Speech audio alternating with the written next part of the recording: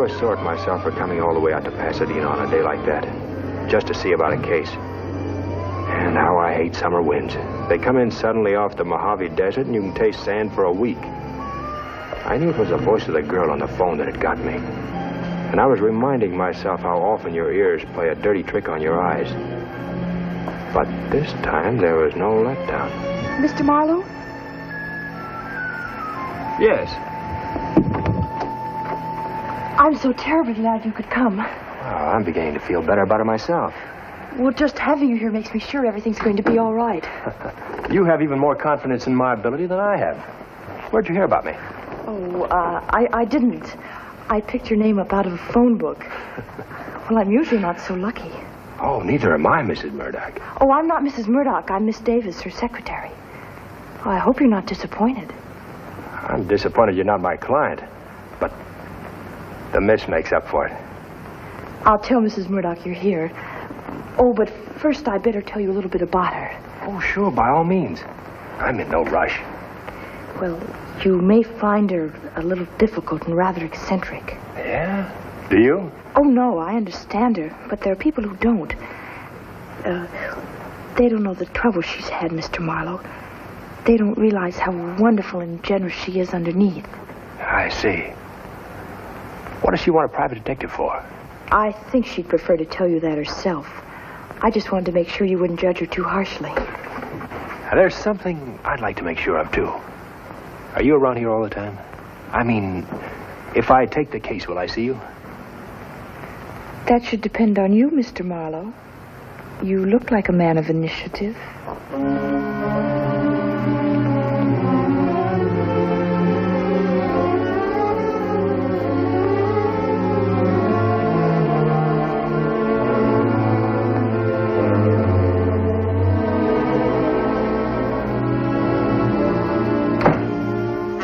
What's he here for? Why she sent for a detective?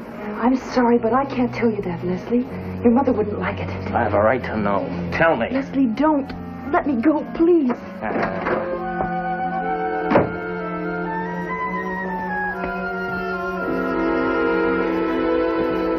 You're Marlowe, aren't you? I've just seen my mother. I'm afraid we've put you to some slight trouble for nothing. She's decided not to employ you or anybody, for that matter. How much do we owe you? Nothing, Mr. Murdoch. Mrs. Murdoch will see you now. Thanks. You must have forgotten to tell your mother she didn't want to see me.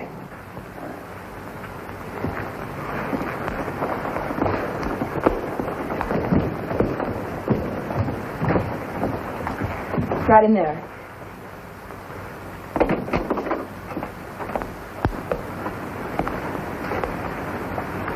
Good morning. Good morning, Mr. Marlowe. Sit in that chair, please. And don't light that cigarette. I'm asthmatic. My doctor prescribes pork for my asthma. Since it's a medicine, I'm not offering you any. It's all right. Now, what's your trouble? Something's been taken from this house, and I want it back. Why don't you go to the police? Because I don't wish anyone arrested. You know who took it? Yes, I do, but I don't intend to tell you. Well, before we go any further, perhaps I'd better tell you that your son tried to get rid of me just now. Why? I'm not interested in discussing my son's motives with you, Mr. Marlowe. Well, have it your way. What's been taken? A coin.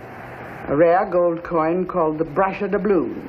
The what? The Brasher Doubloon. It's a collector's item, worth at least $10,000, probably more. It's a mint specimen. There are only 2 of them in the whole country. The Smithsonian Institute has the other. Where was it taken from? From that safe in there. May I see inside? Marlowe! Who besides yourself has the combination? Only my secretary, Miss Davis, and my son. Yes, Mrs. Murdoch. Open the safe for Mr. Marlowe. You're a coin collector, Mr. Murdoch? My late husband was. Marlowe, bring me the tray from which the Brasher Doubloon was taken.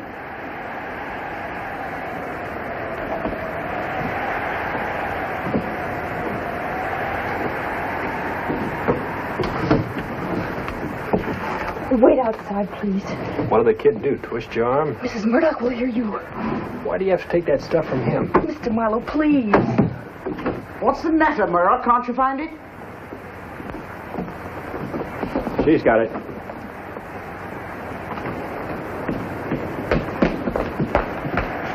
Shall I leave it here? Yes. And close the door on your way out. Just a minute, Merle. You better make out a check for Mr. Marlowe. What do you charge for your services? If I take the case, $25 a day and expensive. I see. And how much of a retainer do you expect? $100 will hold me. I should hope it would. All right, Merle. Make out a check for $100 payable to Mr. Philip Marlowe. And keep your mouth shut about it. Mrs. Murdoch, I think you know that I never talk about your affairs. Well, I just wouldn't. Not for the world, and I don't... Does this tell you anything? That's the only one that's missing? The only one. All the trays were checked in my presence after I discovered my loss. When was that? Day before yesterday. A man named Elisha Morningstar, coin dealer, telephoned and asked me if the Brasher Doubloon were for sale. I told him if he were a numismatist of any repute, he would know that it wasn't. I see.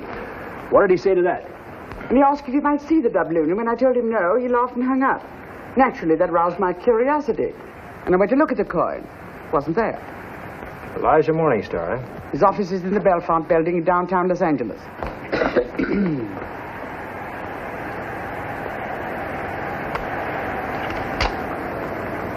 Here you are, and I hope you're worth it.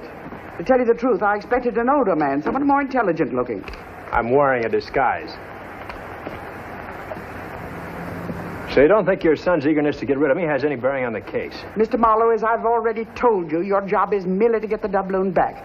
If you'll handle this matter for me, you'll handle it in my way. Sorry, that's not the way I work, Mrs. Murdoch. If I have to do only what you want me to do, I can't take the case.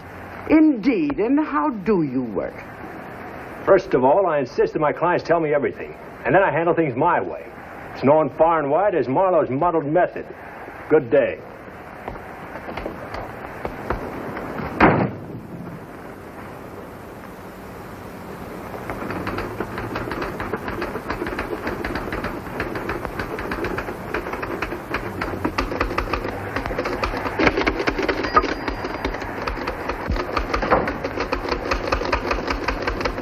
Everything all right?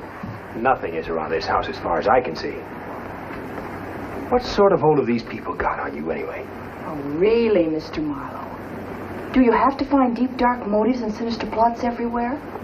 Just because we have a little problem to clear up? Don't you ever run across any normal people in your work?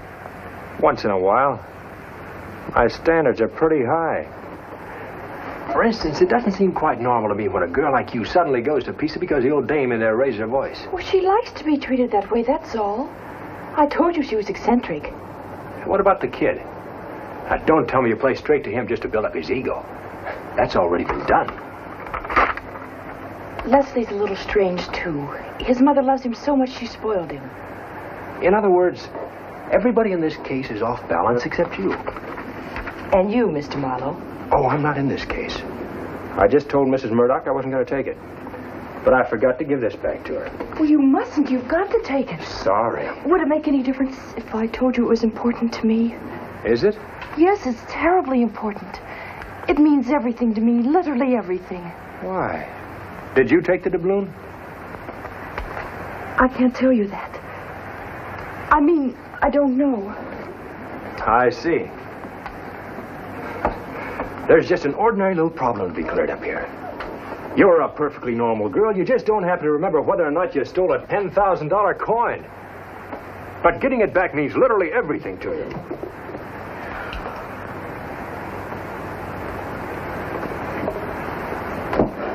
Now, you weren't thinking of shooting someone, were you, Miss Davis?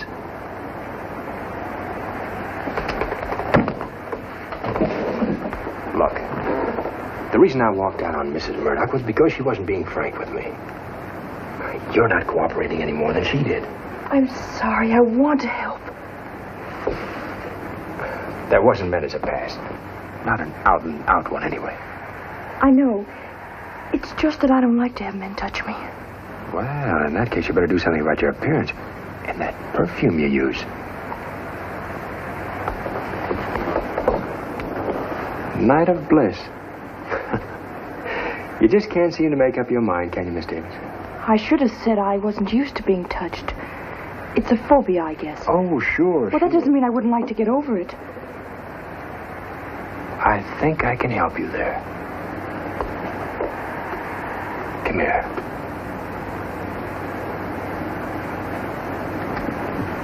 Don't worry. We'll take it very slowly.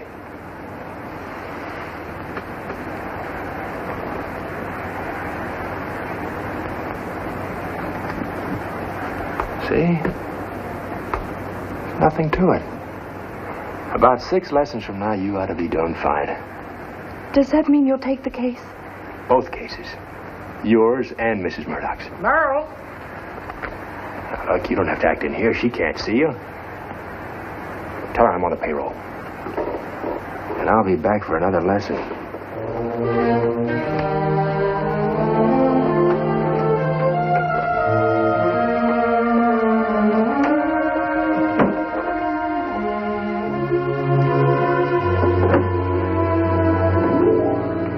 I had a bad taste in my mouth all the way back to my office in Hollywood. Part of it was the dust, and part of it was the setup in the Murdoch house. The girl was what bothered me most. I couldn't figure the switches she'd pulled.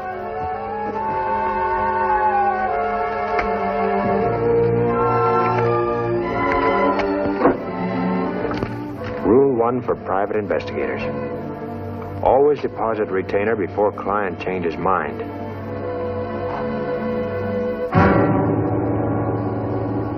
You want to see me? Yeah. Have a chair. Thanks.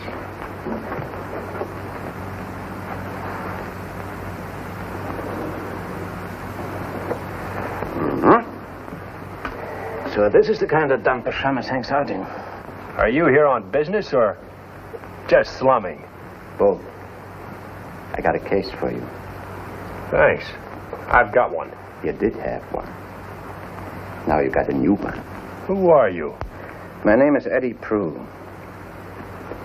I represent Vince Blair, owner of the Lucky Club. Well, you tell your boss I'm busy right now. Vince said I was to tell you. He'll pay more than you're getting out of the Pasadena job. You certainly made nice time out here.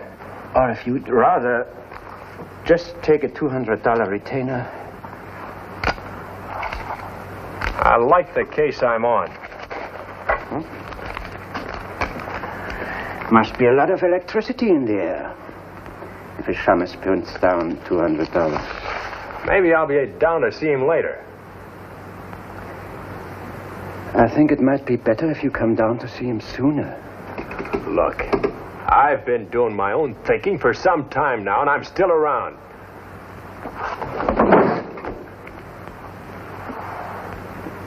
How about running out and seeing Mr. Blair now? Why not? After all, I'm not being paid to gunfight with strangers. I just hate having guns pointed at me.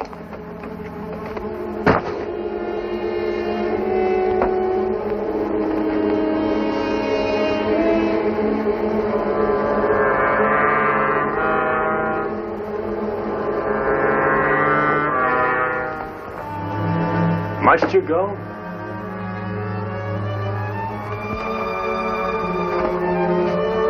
Just lay off the Murdoch setup if you want to stay in business. You know, it's a hard habit to break, taking the cases that happen to appeal to me. But it's been very nice meeting you.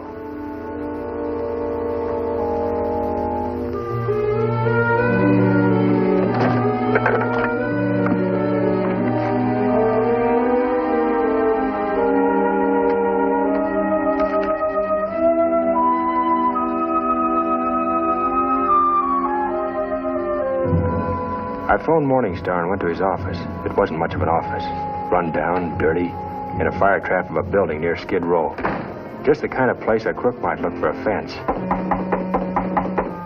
Come in.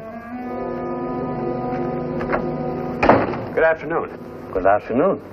I'm Marlowe. I phoned you. Oh, yes, Mr. Marlowe. Something about a gold coin, you said. That's right. The Brasher Doubloon, Mr. Morningstar. Oh, yes, the Brasher Doubloon. An early American coin. Extremely interesting and valuable. Yeah? Why? Because it's rare. And because it has a romantic and violent history. It has? I hadn't heard. Yes, first, the man who coined it was murdered and robbed through the treachery of a female. And since then, at least 7 other owners of the coin have come to abrupt, unhappy ends. Wouldn't that tend to drag down the price a little? Oh, no, on the contrary. A history of violence attached to an art object makes the more fanatic type of collector all the more eager to own it. Now, Mr. Morningstar, tell me about somebody trying to sell the Brasher Doubloon to you. Oh, did somebody try to sell it to me? Yes. Well, now, why would they do that? Because they need the money, and they didn't want too many questions asked. Now, who brought you the coin, Mr. Morningstar? Perhaps I'm not at liberty to say, Mr. Marlowe. If you don't, I'll go to the police and tell them that you're dealing in stolen property. Are you threatening me, Mr. Marlowe? Yes.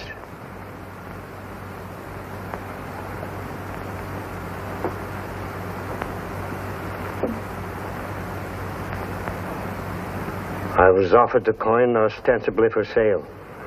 But I thought at the time I was probably just expected to appraise it or to certify its genuineness. I told the person it was genuine and that I would give $2,000 for it. Mrs. Murdoch says it's worth $10,000. I am not in business for my health. Do you know where to find this person? Yes. All right, who is it? I am not at liberty to say without the person's consent. Well, get their consent and call me. Or tomorrow you can tell the police without the person's consent.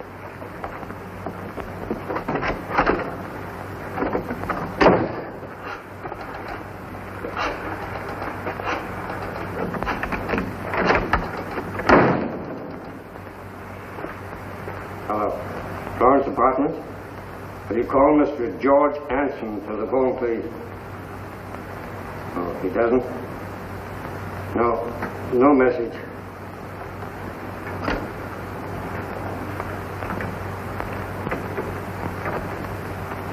Whoever this Anson was, I was sure of one thing. He couldn't know any less about where the coin was than I did. The Florence Apartments was a rooming house on Bunker Hill, which used to be the choice place to live in Los Angeles. Nowadays, people live there because they haven't got any choice.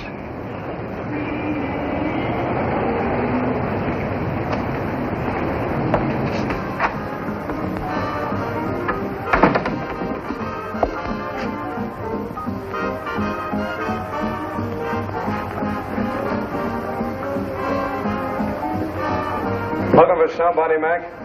I know where to find him, thanks.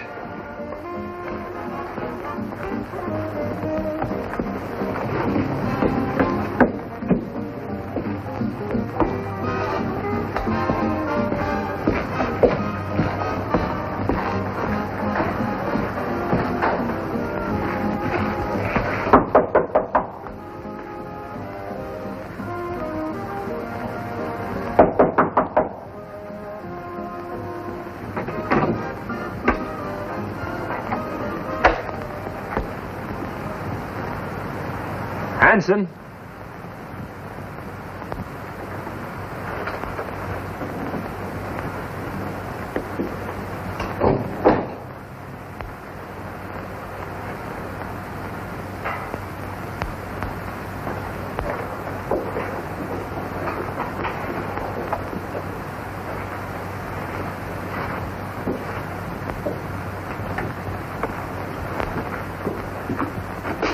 Anson?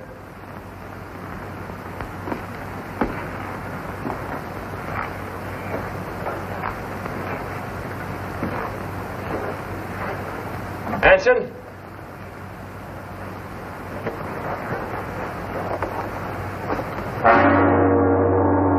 Oh, I hate to find a stiff. A private detective has to work within an area roughly bounded by the law.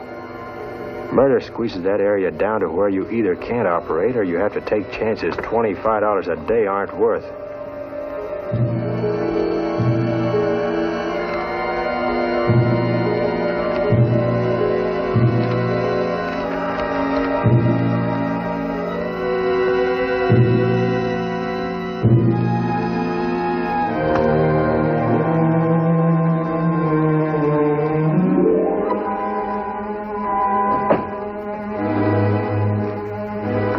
got into this thing on account of a pretty face. The ancient Trojans were sucked into a 10-year war for the same reason, but they didn't regret it any more than I did. My first notion was to blow. Then I remembered the manager had seen me come in.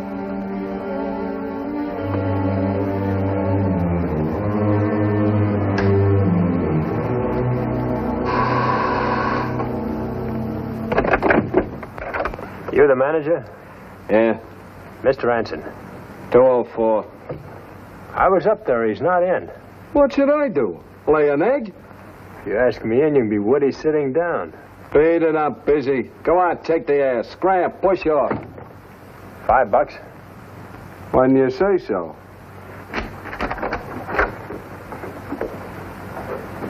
Hey, what goes on here? Yeah, it looks like the place has been robbed. Yeah, it sure does.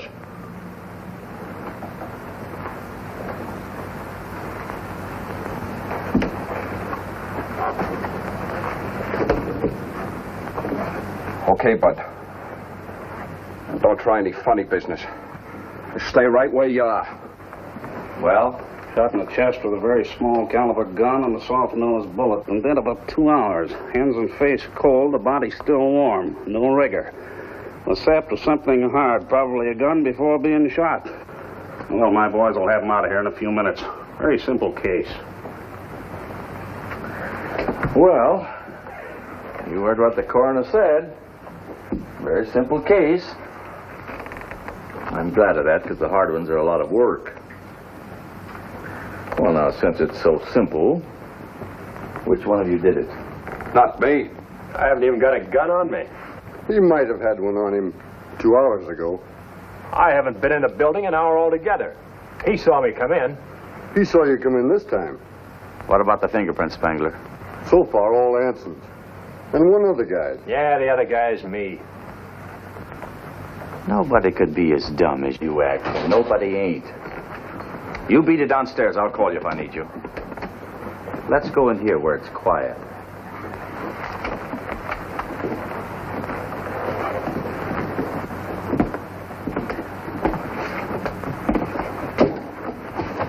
You know something, Marlowe?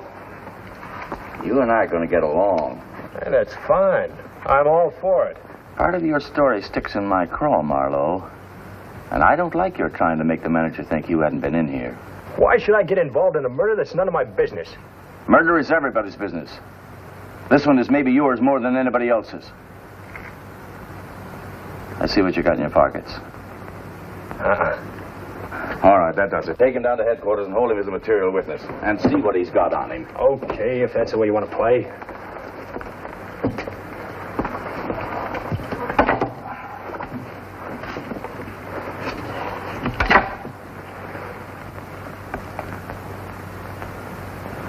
Who's Elisha Morningstar? Friend of mine in the Belfont building. Coin dealer. Those are to my garage, office, and apartment.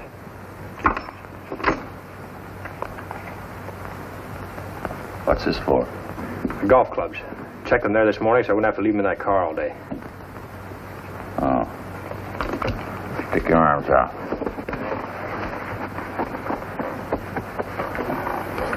Now, can I go? You know something, Marlowe? You're smart. But don't try to be too smart. All right, I'll try to be just smart enough. Long Beach loan for Willowbrook, Wilmington, Compton, Dominguez Junction, and Long Beach. Leaving at 6:22. That'll be 2 bits.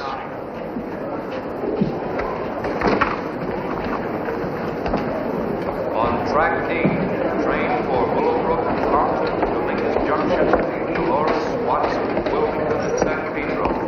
Leaving at 6:15. All aboard.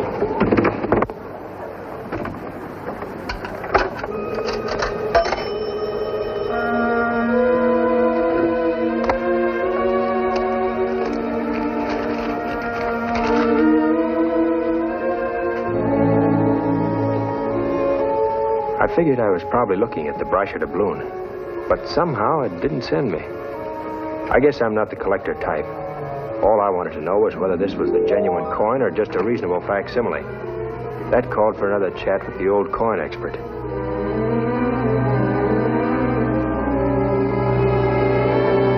Morningstar.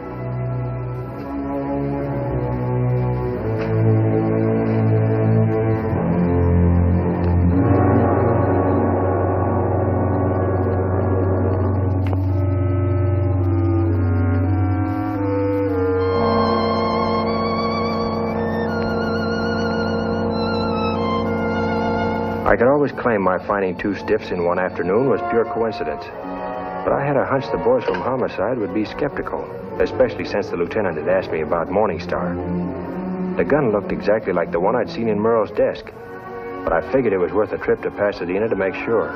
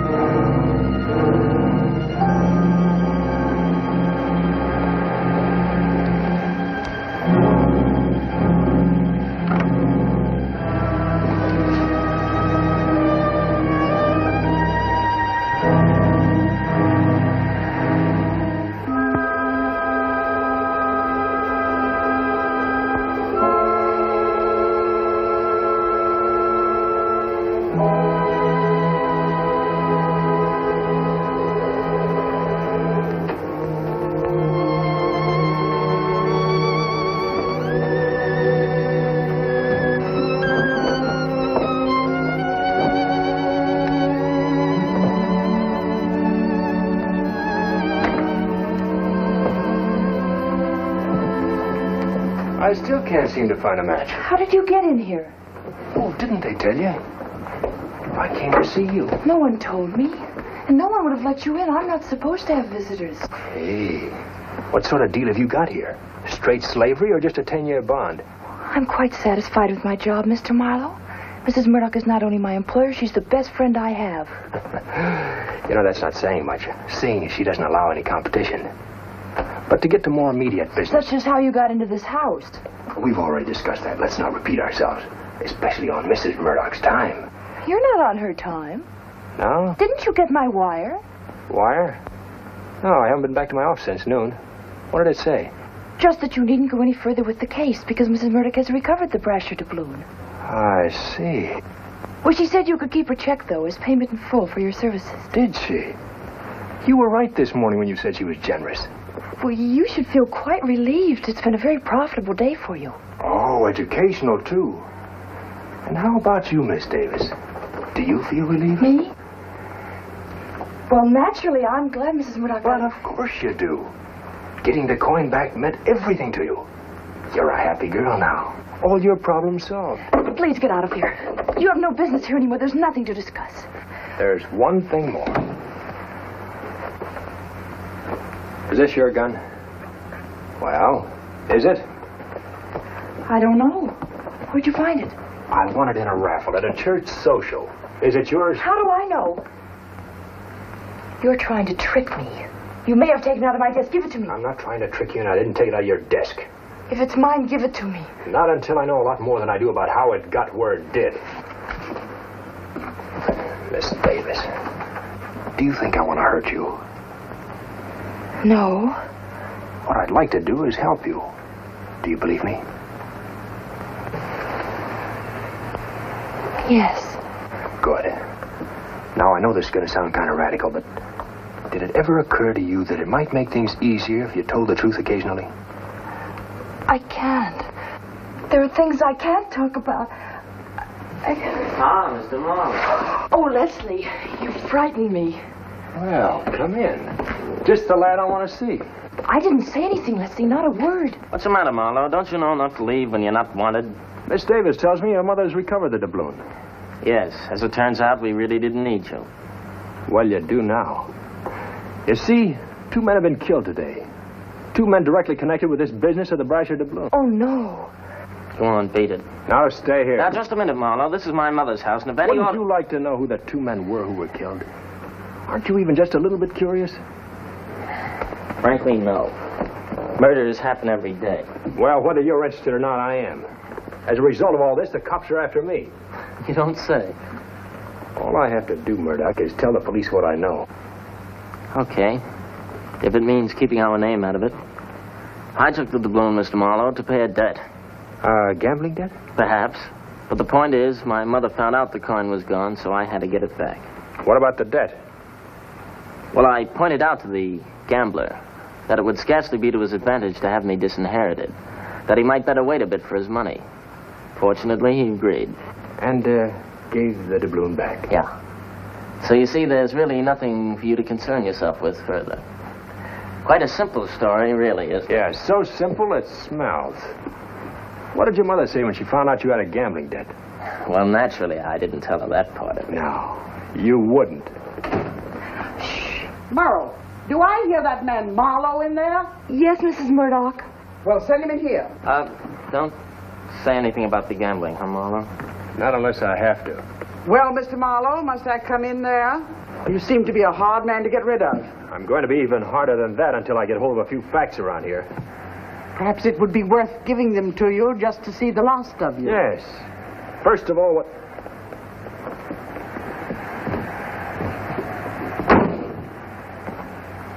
What's wrong with Miss Davis? Is there anything wrong with her? Why does she live in this house in a constant state of terror? Aren't you fictionizing just a little? I might be. But what's she afraid of? And why isn't she allowed to have callers? By what right do you ask those questions? Has she been with you a long time? 5 years. Ever since my husband's death. Why? Do you think Miss Davis is perfectly rational? Suppose we say that she's a very high-strung girl, easily disturbed. Disturbed? That's a word they use about insane patients. Is it? So that's what she's so darn grateful about. You've kept her here instead of sending her to an asylum. Why is she easily disturbed? What's happened to her? I really don't see why I should tell you, but 5 years ago, Merle was my husband's secretary. She happened to be present when he fell from the window of his office during the Rose Tournament parade. It was a dreadful shock to a sensitive young girl. Since then, I've been taking care of her. She hasn't been well. Now are you through prying into her affairs and mine? I'm not prying half as much as the police are going to when they trace the cause of 2 murders to this house. Leslie, didn't you have a date? I did, but if you need me here... Nonsense. Kiss your mother and run along.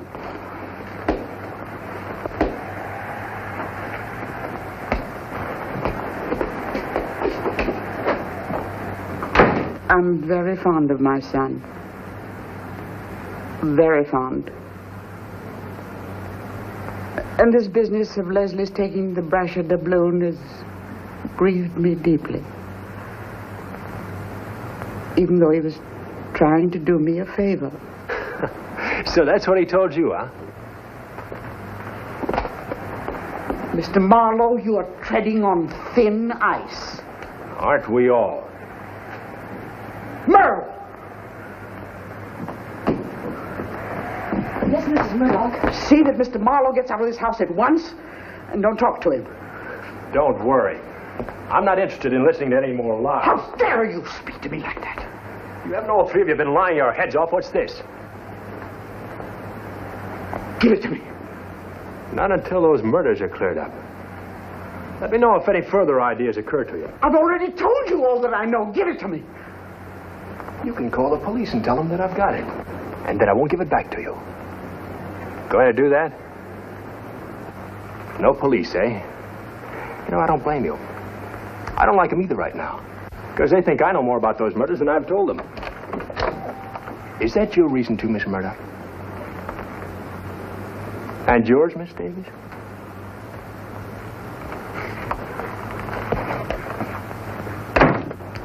You'll have to get that coin from him, Merle. How? That's entirely your own affair. But what can I do? Didn't you see the way he was looking at you? I want the doubloon back tonight. Otherwise, my responsibility for you is at an end. Capitalize on what you've got, child. It would have been no problem for me when I was your age.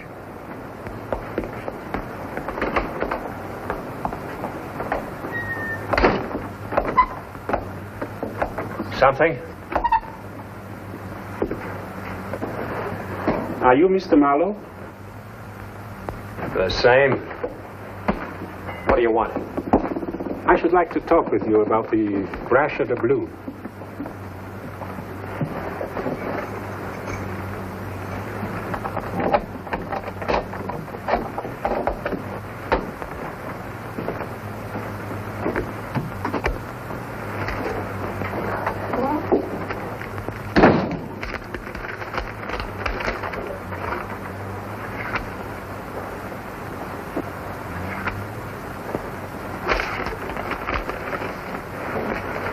After you.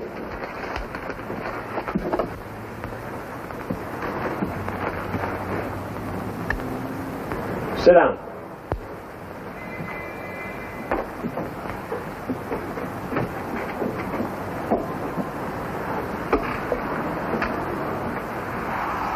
What about the Brasher Doubloon?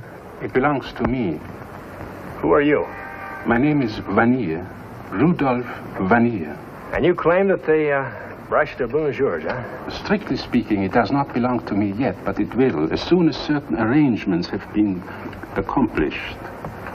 But they cannot be accomplished, however, until I locate the coin, and I think you know where it is. You were at Mr. Anson's apartment when he was, when the unfortunate circumstance of his death was discovered. You still haven't told me why you claim to be the owner of a stolen coin. Stolen? Hardly that. Borrowed would be a better word. Borrowed so that it could be exchanged for something of much greater value. What's the article the Brasher Doubloon is to be exchanged for? Sorry, but I cannot tell you that.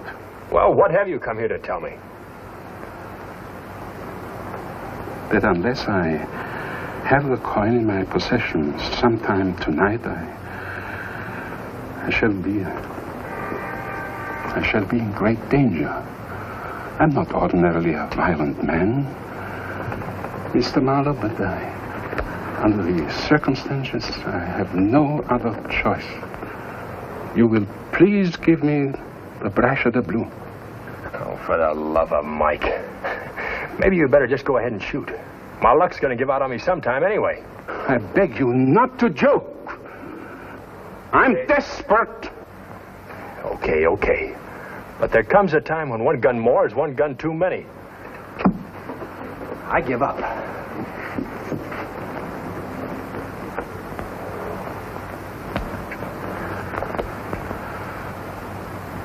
Hey, this thing really sends you, doesn't it? Give it to me. Sure.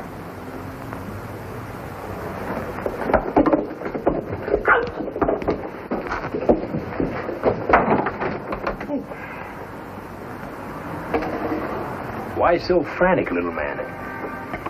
I must have that coin tonight, or else you're going the way Anson and Morningstar did? Yes, but more than that, I cannot tell you. Well, I'll help you. You have something that's worth more than the coin to someone else, but less than that to you. Something that someone is desperately afraid of. Yeah, now what's more frightening than prison? I'll tell you what it is. When someone holds something over your head, constantly threatening you with it, threatening to expose or perhaps destroy you, it's blackmail. You give yourself away too easily, Mr. Bennier. Now, whom are you blackmailing? Merle Davis? Why, she hasn't any money. I was reaching for my handkerchief.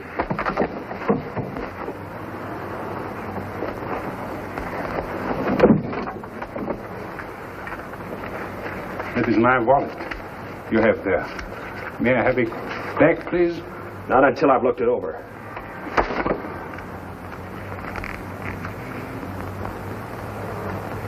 You're a movie cameraman? Answer when you're spoken to, Bennier. This card says you're a movie cameraman. I was. You're not now? No. What studio did you work for? I'm asking you a question. No studio. When I came here from Germany 10 years ago, I worked as a freelance newsreel cameraman. I sold my stuff to anybody who'd take it. So that's what you're using for blackmail. Something you photographed. What is it? You cannot make me say more, even if you kill me.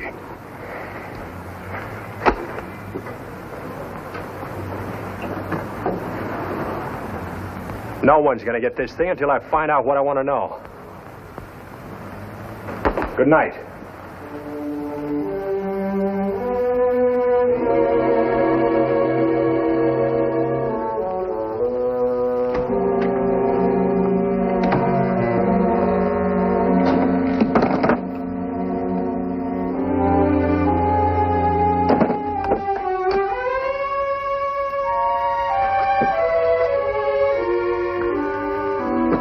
The way he drooled at the sight of the coin, I could tell he was a collector as well as a blackmailer.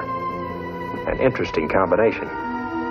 But I could think of one that would interest the cops even more. A detective who hides a murder gun and $10,000 worth of stolen property.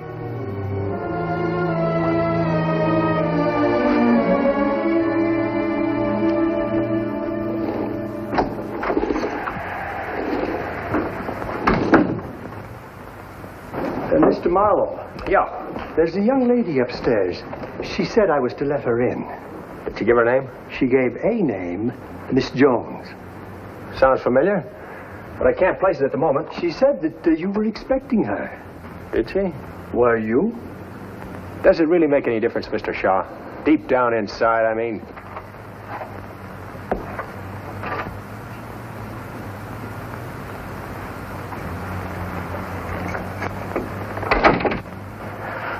Oh, hello.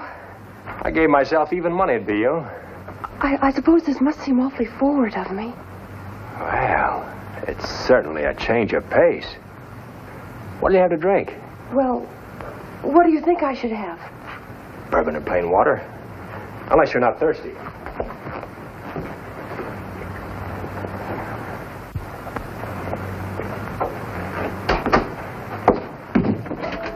Would you like me to tell you why I came here?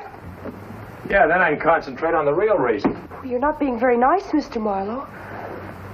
But I suppose I can't blame you. I do owe you an apology. Forget it. I make an annual deduction on my income tax for unpaid apologies. How do you figure on getting me to give you the doubloon? By telling you the truth and then asking you for it. You better go easy on that whiskey, Miss Davis. Now, that sounded almost like a direct answer to a direct question. After you left tonight, I thought about what you said to me, about wanting to help me. There wasn't any reason for you to say that unless you liked me. You do, don't you? I like what I see. Ask me again when we're a little better acquainted. I like you very much. I've never felt so at ease with anyone so quickly. What about this phobia of yours?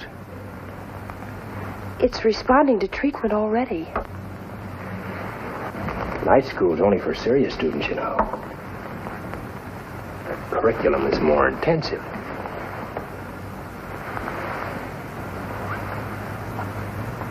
Take a deep breath. This may hurt a little. Now relax, all at once.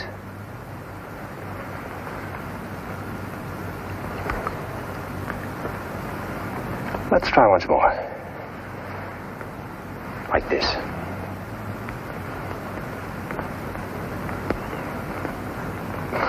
Try to really relax. All over. That's right.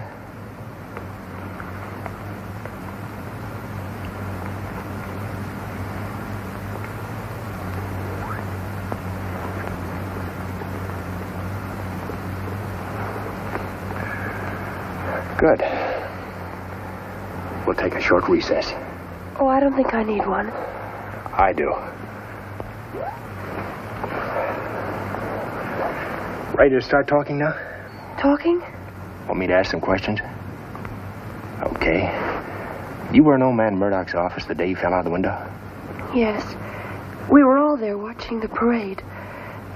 Mrs. Murdoch stepped out for a drink of water And he made a pass at you? He was always finding excuses to touch me. I hated him. I never stayed in his office any longer than I could help it. I pretended I was watching the parade. But the only thing I could think of was that he was standing there next to me. Well, he grabbed me. I can't talk about it, I just can't. Okay, we'll skip it for now. Whose idea was it to hand me that story about Leslie getting back to Doubloon? I don't know. He and his mother were in their office all afternoon. Then she told me to send you the telegram. You didn't ask any questions? I'm paid to do what I'm told. I didn't think it was any of my business. You weren't involved in any way. It was just something between your employer and her son. That's right. Well, then why did you tell me it was so important to you? Well, I knew Mrs. Murdoch suspected me of taking the doubloon. Well, the only way I could prove I didn't was if you found out who did. You were afraid you'd lose your job? Maybe even be arrested? Yes. And that's all there's to it. There's no connection between the doubloon and Mr. Murdoch's death? Oh, how could there be? Well, look, if you give me the coin, I'm sure Mrs. Murdoch will send you another check. I like the first offer better. I've always favored the broad definition of the truth. The one that mentions the whole truth. I don't know what else to tell you. Well, for a start, where does Rudolph Veneer fit into this business? Who told you about him? He did. But it wasn't enough to satisfy my curiosity. Well, looks like I'm around ahead of you. Mind if I get a refill?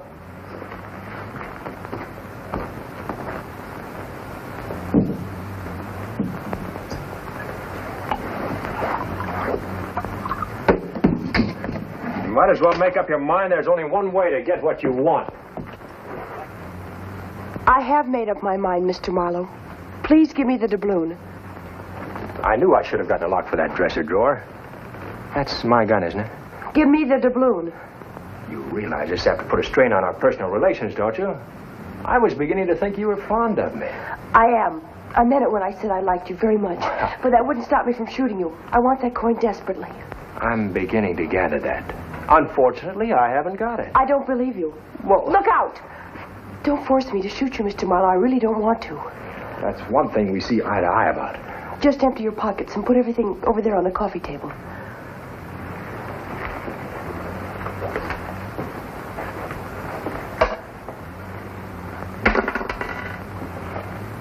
I told you I haven't got it.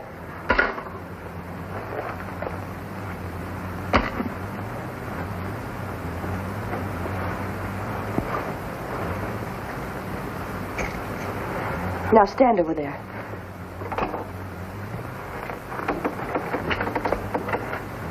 And turn your back to me.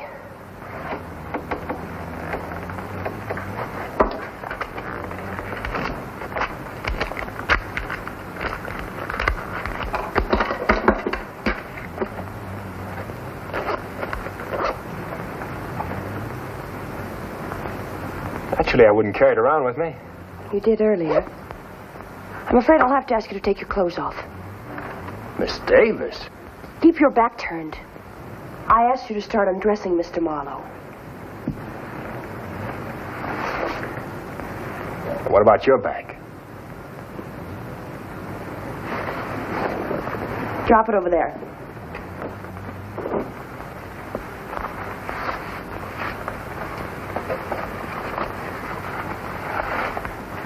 I should warn you, I don't wear an undershirt in the summer.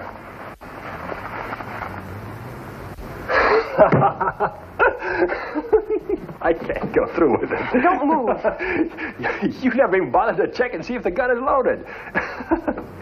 You know, I haven't used that gun in years. I don't even know if I've got the right cartridges for it. You've just been playing a game with me? Oh, honey. Hey, I'm sorry I hurt your feelings.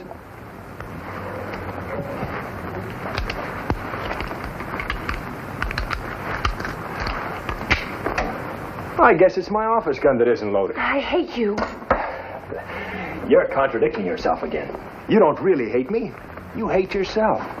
You know, that's what always happens when somebody succeeds in pulling a trick on you. But you really shouldn't feel too badly about it. After all, I've been involved in this sort of thing a lot longer than you have.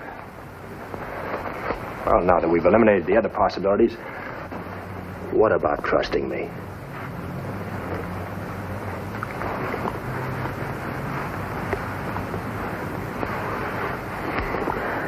I'm going to have to revise my whole course. I never got progress like that with orthodox methods. Will you really help me? If I can. Look, that's the point I've been trying to make all day. But let's face the fact that this is a pretty serious business. There's a murder to find. Maybe two. I'm a murderer. Look, if you're talking about old man Murdoch, forget it. You'll never really get well until you do. But I just can't. Mrs. Murdoch is always telling me to. She talks to me by the hour, just trying to get me to forget. She ought to keep her fat mouth shut. Please don't talk about her that way. You really shouldn't. All right, all right. Let's forget about her, too. Now, why do you want the doubloon so much? Who do you want to give it to? Mr. Veneer. Veneer, eh? How long have you known him? 5 years. I haven't known him very well. I was always afraid of him. But he never harmed you, did he? Well, only because Mrs. Murdoch paid him all that money. That's why I say you shouldn't talk that way about her. Oh. How much she paid him? $500 every month for 5 years. Ever since the day of the Rose Tournament Parade. And Mr. Veneer has the pictures of it? Yes. But I think he'd exchange them for the doubloon. He wants that more than anything. Yeah, I kind of sensed as much from my session with him. Look, I better take you home. Oh, I don't want to go back there. I'm afraid. Please let me stay here. Okay. I'll go over to my office and sleep on the couch. Oh, I don't want to be left alone. I'd much rather you stayed here, too. No, sweetheart. You'll find some pajamas in the dresser drawer, and why should I be telling you? You already know where everything is around here. Why do you insist on going? Look, we're still in the second lesson, baby. Let's not rush things. Is that the only reason? No, I'm not forgetting that whoever killed those 2 men today is probably after me now. So? You're still on the list of suspects. I felt better than I had all day. I was finally getting a few facts. I should have realized that might occur to somebody else.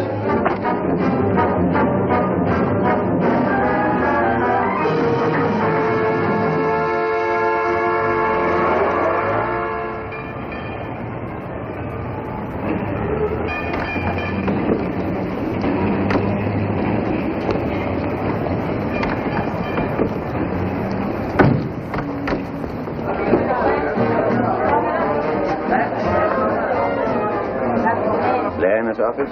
Yeah. Send Figaro in. Figaro!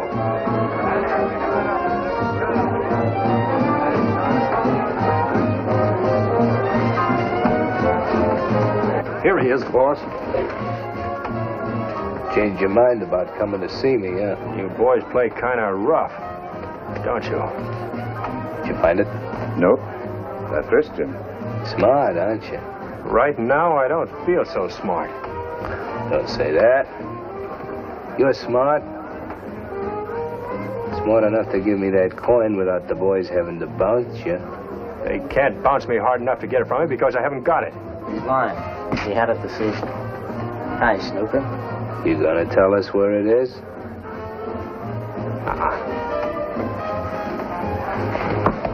Marlowe, I'm gonna give you a break. Hey, thanks.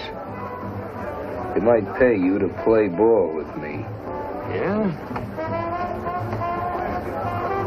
How much might it pay me? It might pay you in time and in health. I seem to have heard this record somewhere before, but I just can't put a name to it. Don't say I didn't warn you. Close the door, Figaro.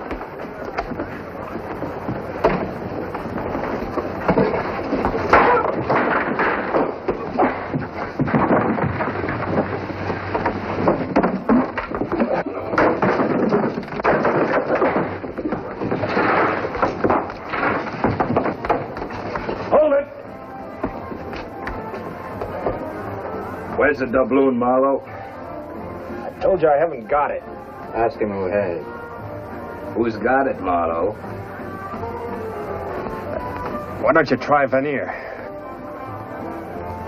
How'd he find out about Veneer? Don't ask me. Maybe you told him. Maybe he threw in with veneer. That's it. Marlowe's got the evidence from Veneer himself, and now he wants to blackmail Mother. Shut up. This guy's not out. You're right. Let him have it, Figaro.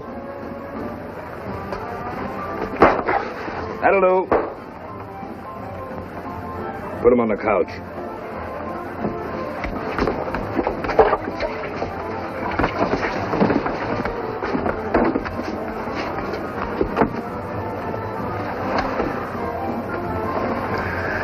Had enough? Okay. Where'd you hear about Veneer? From Veneer. He came to me for the coin. Claimed it was his. Well, did you give it to him? No. But maybe Leslie did. Oh, that's what you've been up to, huh? I told you to bring it to us, stubborn brute. Oh, I told you kids are bad luck. I didn't give the coin to Veneer. I didn't have it. It was at your house this evening. But you had it. Your mother wired me she had it back. The wire's in my pocket.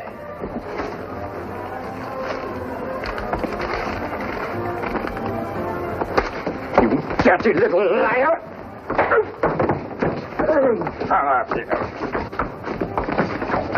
Hold it, you dumb ox!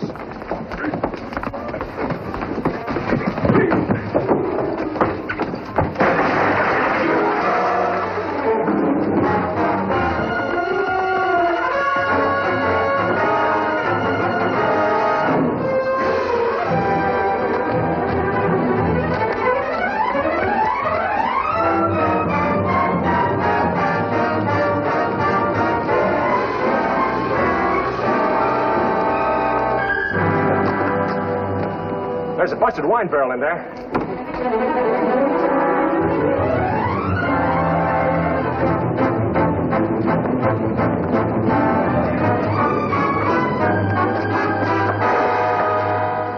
It wasn't the first time I'd slept in my office, but I can't remember ever getting less rest. The few times I did fall asleep, I'd find myself in that cozy little room down at headquarters, where the cops collect autographs on typed confessions and won't take no for an answer.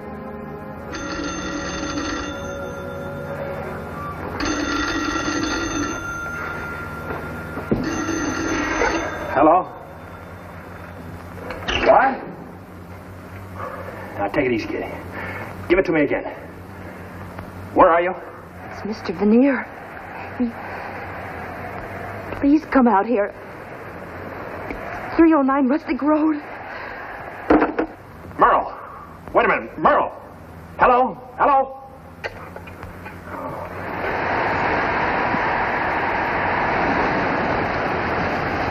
Mr. Marlowe!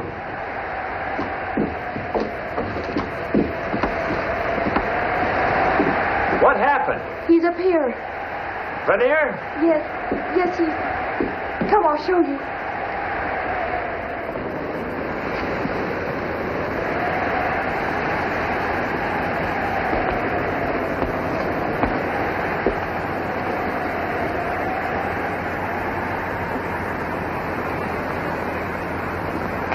He's still warm. He was like that when I came in. The door was wide open.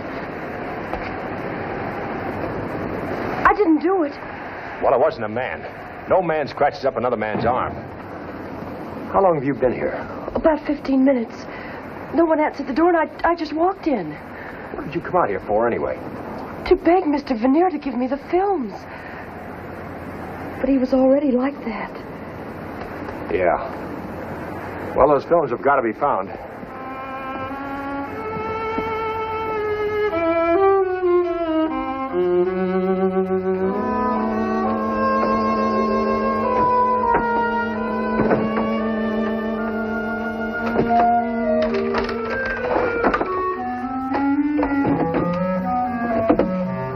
It was like searching an overcrowded junk shop. The guy had been a collector, all right.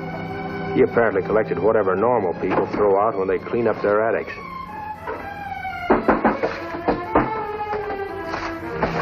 Well, I guess that's it.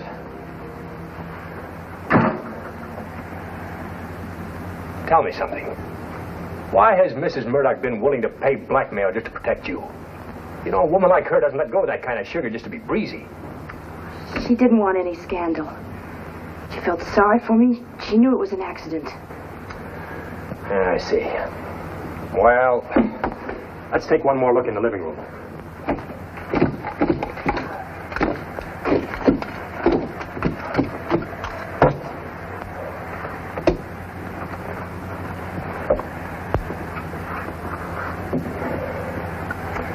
Well, nothing doing. Better wash up after that. I should wear gloves.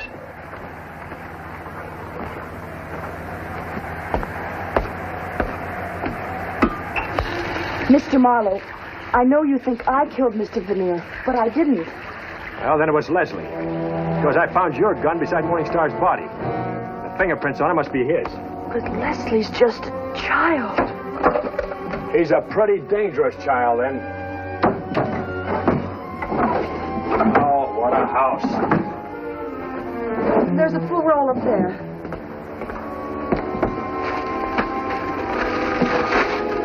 You're going to turn Leslie over to the police. Why not if he's a murderer?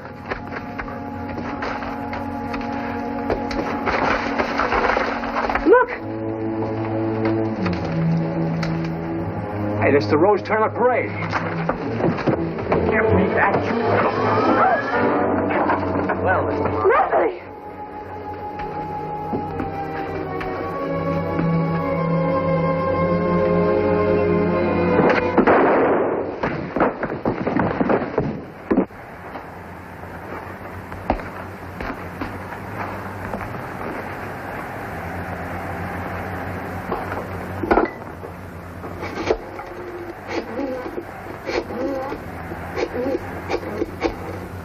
Police headquarters?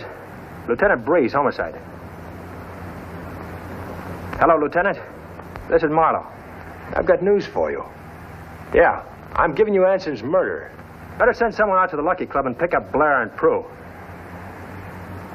Oh, and, Lieutenant, I hate to mention this, but I just found another body. I didn't kill Veneer. The last house in Nickel Canyon. Please believe me, I didn't kill him. Don't you know that? You mean this hunk of celluloid ties into 3 killings? 4. 4? Have you found another stiff you haven't told me about? This one was before I started collecting them. Old Man Murdoch. Oh, for the love of Mike, Marlowe. That was cleared up years ago. Look, let's stop all this nonsense. You just hand over your suspects. I'll take them down to headquarters and I'll sweat it out of them. Keep your shirt on, will you? I promised you the murder of Anson and Morningstar, didn't I? Yes.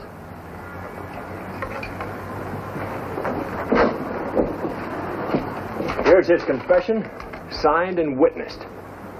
Young Murdoch? That kid. Say, how did you get this? I've got his fingerprints on the gun I found beside Morningstar's body. That you found?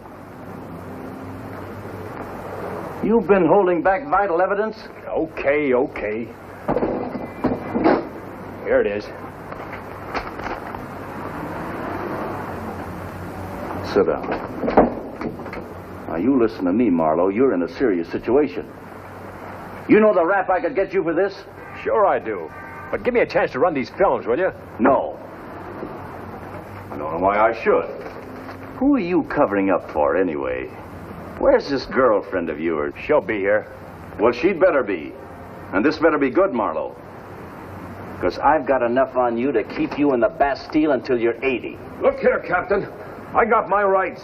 I demand to know what this is all about, what I'm charged with. I ain't a captain, and the charge will be accessory to 2 murders. You guys sit down before you get knocked down.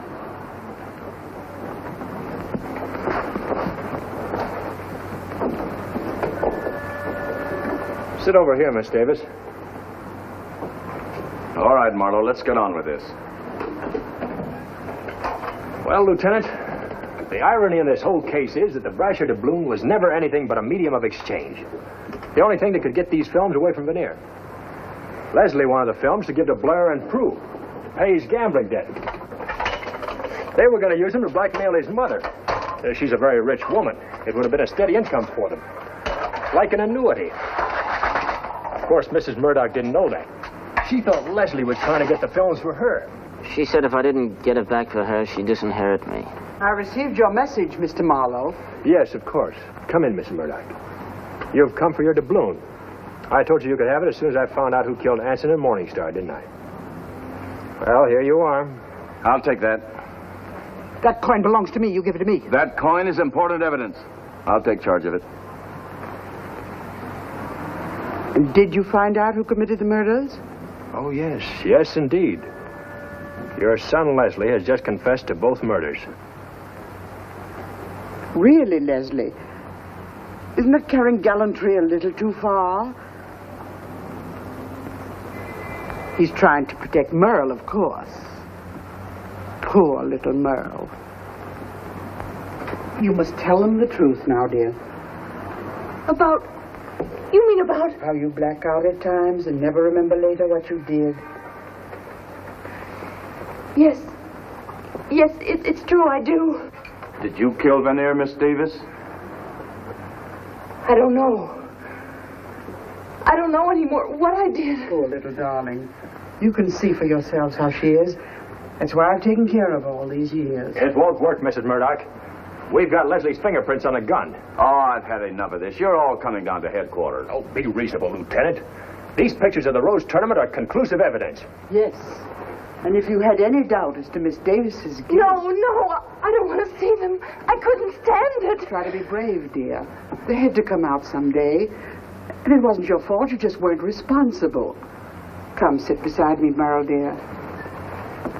Hit the switch back of the door, will you, Webb?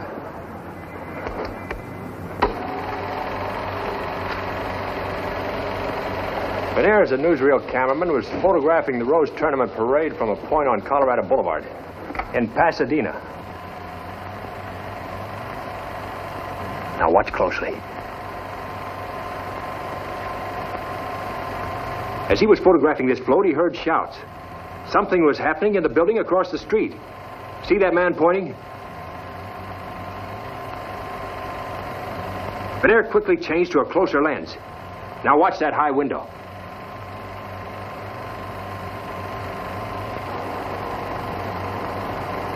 Stop it. Stop it.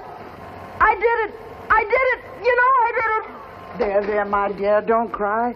You know I'll do all I can for you. Spangler, you hold the rest of them down in the wagon. I'll take the girl. Not so fast, Lieutenant. Sit down, all of you. It was too far away for you to see anyone clearly. These are the films that Veneer used for blackmail, all right. But they don't prove anything. Now, here's an enlarged version of the same films. Hit the switch back there, Gibby. As you see, they show in detail the figure in the window. Here we have Mrs. Murdoch in the very act of giving her husband the old heave-ho. Lights! All right, I killed him. He was unfaithful to me and he deserved to die. You killed Benaire too, didn't you? Yes, he lied to me. He told me that my son was in a plot to help blackmail me. He was. Benaire told you the truth. You're lying. My son loves me. He'd never do anything to take my money away from me. This is just a plot to get my money. All these years you let me think I did it. You made me think I was insane. Yes, I did. You'll never steal another woman's husband. But I've had my revenge. Just look at you. You shiver and shudder every time a man so much as lays a finger on you. What man would fall in love with a lunatic? Get her out of here, Lieutenant. Come on, take her out of here, boys. All right, Spangler, let's go. I'll need a statement from you two in the morning. We'll be there. Okay.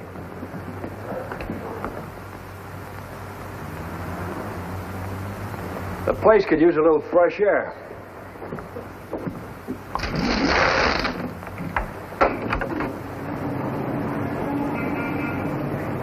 Biggest crowd I ever drew here. Maybe I should have charged admission.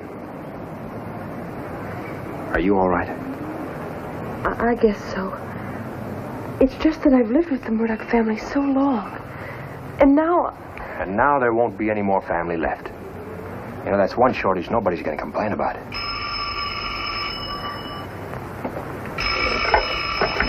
Hello. Yeah, speaking. 25 a day and expenses. But that depends upon the particular job, whether I take it. Sure, any time in the morning is fine.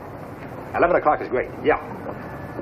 This is Mr. Marlowe's secretary. I'm afraid he's forgotten he's still on another case. Oh, not till the beginning of the week. Oh, I'm sorry. I couldn't possibly be free until then. All right. Hey, what is it? Well, you said you were taking both cases, Mrs. Murdoch's and mine. Mine isn't solved yet. It will be. I got a feeling you're going to graduate with honors.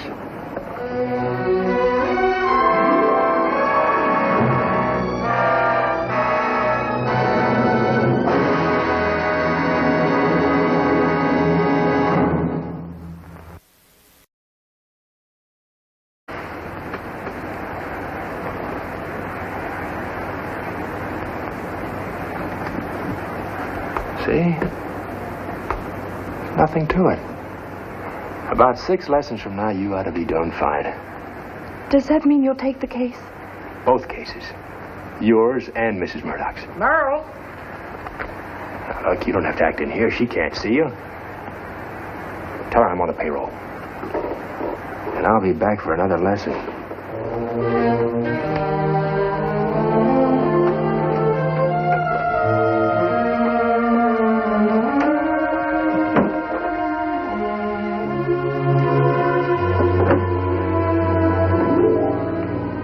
Bad taste in my mouth all the way back to my office in Hollywood. Part of it was the dust, and part of it was the setup in the Murdoch house. The girl was what bothered me most. I couldn't figure the switches she'd pulled.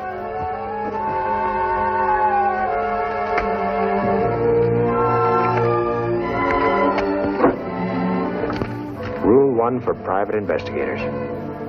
Always deposit retainer before client changes mind.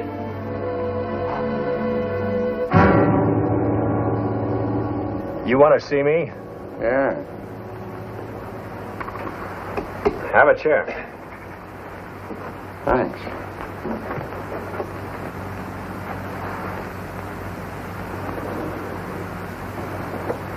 Mm-hmm. So this is the kind of dump Shamus hangs out in. Are you here on business or just slumming? Both. I got a case for you. Thanks. I've got one. You did have one. Now you got a new one. Who are you? My name is Eddie Prue. I represent Vince Blair, owner of the Lucky Club. Well, you tell your boss I'm busy right now. Vince said I was to tell you. He'll pay more than you're getting out of the Pasadena job. You certainly made nice time out here. Or if you'd rather, just take a $200 retainer. I like the case I'm on.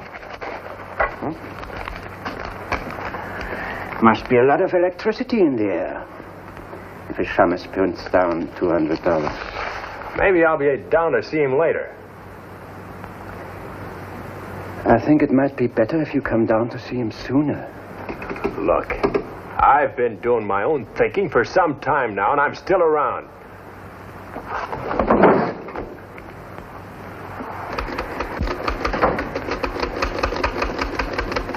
Everything all right? Nothing is around this house as far as I can see. What sort of hold have these people got on you anyway? Oh, really, Mr. Marlowe? Do you have to find deep, dark motives and sinister plots everywhere? Just because we have a little problem to clear up? Don't you ever run across any normal people in your work? Once in a while. My standards are pretty high. For instance, it doesn't seem quite normal to me when a girl like you suddenly goes to pieces because the old dame in there raised her voice. Well, she likes to be treated that way, that's all. I told you she was eccentric. What about the kid? Now, don't tell me you play straight to him just to build up his ego. That's already been done. Leslie's a little strange, too. His mother loves him so much she spoiled him. In other words, everybody in this case is off balance except you. And you, Mr. Marlowe. Oh, I'm not in this case. I just told Mrs. Murdoch I wasn't going to take it. But I forgot to give this back to her. Well, you mustn't. You've got to take it. Sorry. Would it make any difference if I told you it was important to me? Is it? Yes, it's terribly important. It means everything to me, literally everything. Why? Did you take the doubloon? I can't tell you that. I mean, I don't know. I see. There's just an ordinary little problem to be cleared up here. You're a perfectly normal girl. You just don't happen to remember whether or not you stole a $10,000 coin. But getting it back means literally everything to you.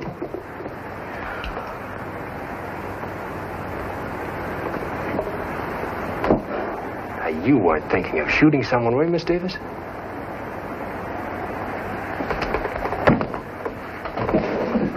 Look, the reason I walked out on Mrs. Murdoch was because she wasn't being frank with me. You're not cooperating any more than she did. I'm sorry. I want to help. That wasn't meant as a pass. Not an out-and-out one, anyway. I know. It's just that I don't like to have men touch me. Well, in that case, you better do something about your appearance and that perfume you use. Night of bliss. You just can't seem to make up your mind, can you, Miss Davis? I should have said I wasn't used to being touched. It's a phobia, I guess. Oh, sure. Well, that doesn't mean I wouldn't like to get over it. I think I can help you there. Come here.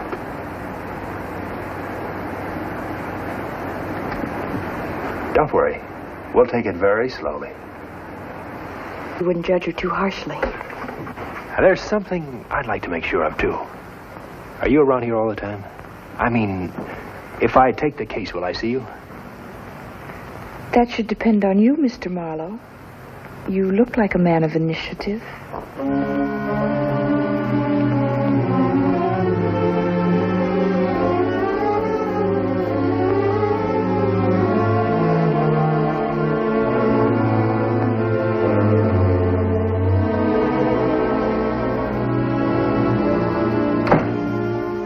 What's he here for? Why she sent for a detective? I'm sorry, but I can't tell you that, Leslie.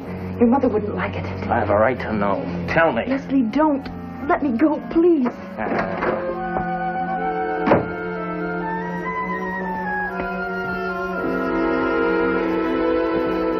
You're Marlowe, aren't you? I've just seen my mother. I'm afraid we've put you to some slight trouble for nothing.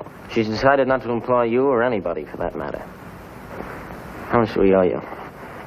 Nothing, Mr. Murdoch. Mrs. Murdoch will see you now. Thanks. You must have forgotten to tell your mother she didn't want to see me.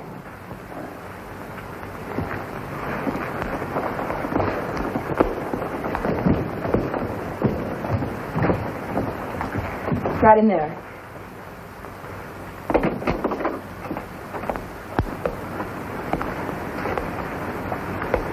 Good morning. Good morning, Mr. Marlowe. Sit in that chair, please. And don't light that cigarette. I'm asthmatic. My doctor prescribes port for my asthma. Since it's a medicine, I'm not offering you any. It's all right. Now, what's your trouble? Something's been taken from this house, and I want it back. Why don't you go to the police? Because I don't wish anyone arrested. You know who took it? Yes, I do, but I don't intend to tell you. Well, before we go any further, perhaps I'd better tell you that your son tried to get rid of me just now. Why? I'm not interested in discussing my son's motives with you, Mr. Marlowe. Well, have it your way. What's been taken? A coin. A rare gold coin called the Brasher Doubloon. A what? The Brasher Doubloon. It's a collector's item, worth at least $10,000, probably more. It's a mint specimen. There are only 2 of them in the whole country. The Smithsonian Institute has the other. Where was it taken from? From that safe in there. May I see inside? Marlowe! Who besides yourself has the combination? Only my secretary, Miss Davis, and my son. Yes, Mrs. Murdoch. Open the safe for Mr. Marlowe. You're a coin collector, Mr. Murdoch?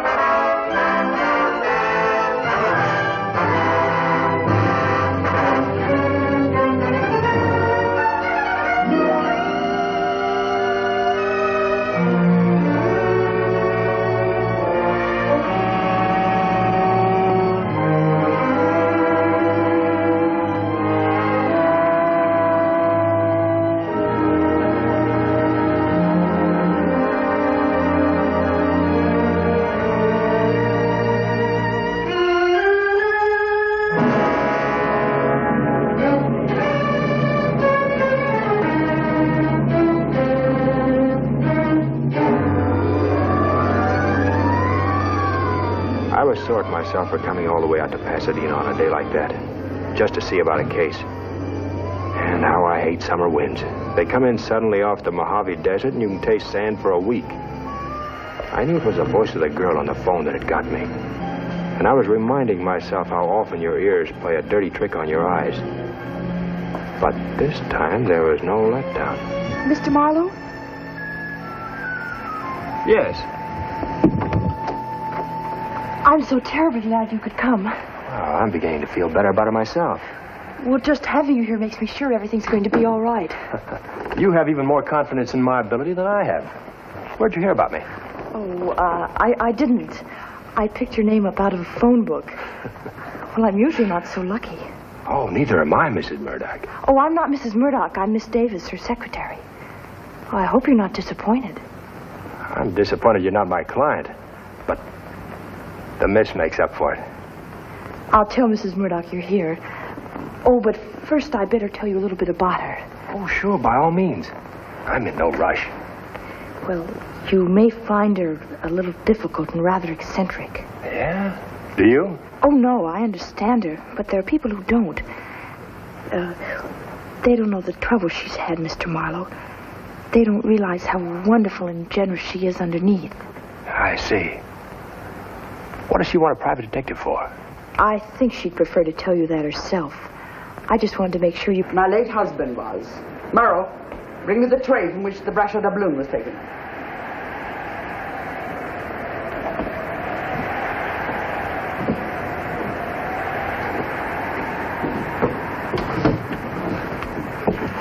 Wait outside, please. What did the kid do? Twist your arm? Mrs. Murdoch will hear you. Why do you have to take that stuff from him? Mr. Marlowe, please. What's the matter, Murdoch? Can't you find it? She's got it.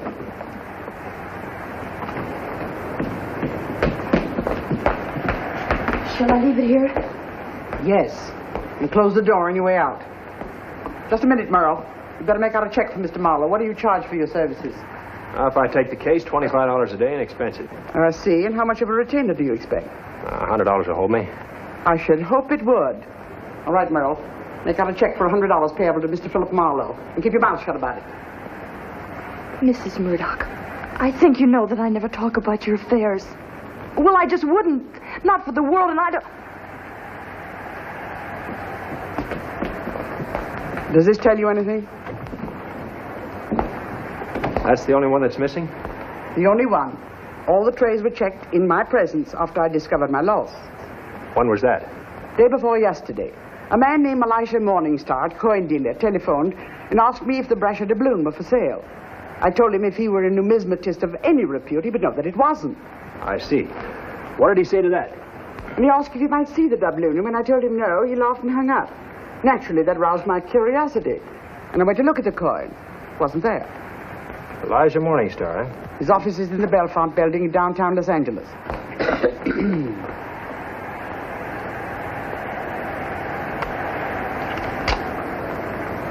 There you are, and I hope you're worth it. To tell you the truth, I expected an older man, someone more intelligent looking. I'm wearing a disguise. So you don't think your son's eagerness to get rid of me has any bearing on the case? Mr. Marlowe, as I've already told you, your job is merely to get the doubloon back. If you'll handle this matter for me, you'll handle it in my way. Sorry, that's not the way I work, Mrs. Murdoch. If I have to do only what you want me to do, I can't take the case. Indeed, and how do you work? First of all, I insist that my clients tell me everything. And then I handle things my way. It's known far and wide as Marlowe's muddled method. Good day.